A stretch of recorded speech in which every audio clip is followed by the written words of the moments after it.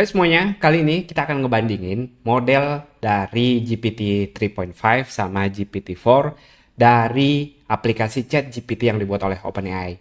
Kita akan lihat dengan beberapa test case, mulai dari sekedar fakta, ide kreativitas, dan juga memberi opini terhadap suatu hal.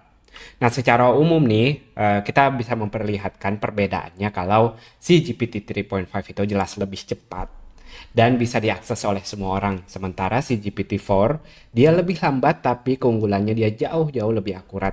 Dan GPT-4 hanya bisa dipakai oleh teman-teman yang melakukan subscription atau menggunakan chat GPT Plus. Nah, kita lihat langsung perbedaannya di beberapa kasus ini. Kita cek fakta pertama, daftar data Presiden Indonesia, nama, tempat tanggal lahir, dan juga masa periodenya. Langsung aja kita lihat.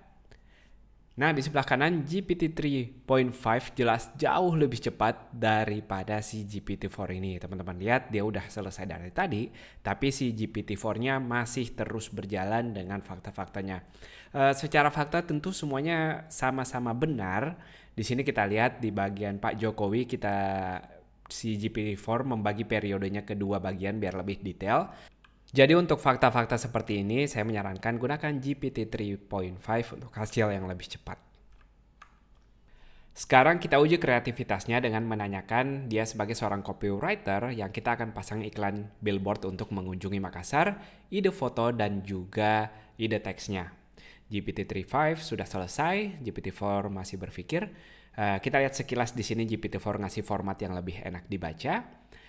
Masalah bagus atau tidak hasilnya tentu ini sedikit relatif, silahkan teman-teman post dan nilai sendiri.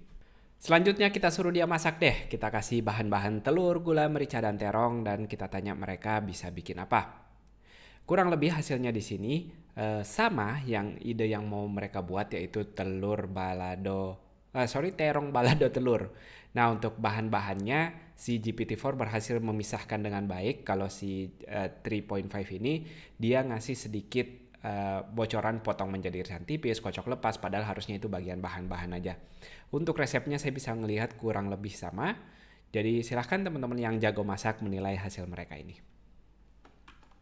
Untuk kasus berikutnya saya mau ngelihat respon percakapan yang dilanjutkan. Jadi saya ngasih tahu, oh telurnya pecah dari resep tadi, apa yang harus saya bikin sekarang.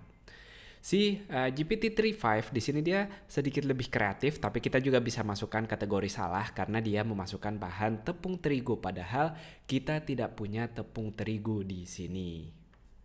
Selanjutnya kita naikkan sedikit levelnya. Di sini saya minta sebuah ide artikel blog. Ingat ini ide dengan format judul, meta deskripsi dan juga snippet atau potongan artikelnya. Nah, di sini red flag untuk si GPT-3.4 dia ngasih saya dalam artikel bahasa Inggris, padahal saya minta dalam bahasa Indonesia meskipun tidak spesifik. GPT-4 otomatis tahu hal itu. Dan untuk bagian snippetnya juga kita bisa lihat si GPT-3.5 ngasih saya artikel lengkap atau relatif lengkap dibanding sekedar potongan artikel saja.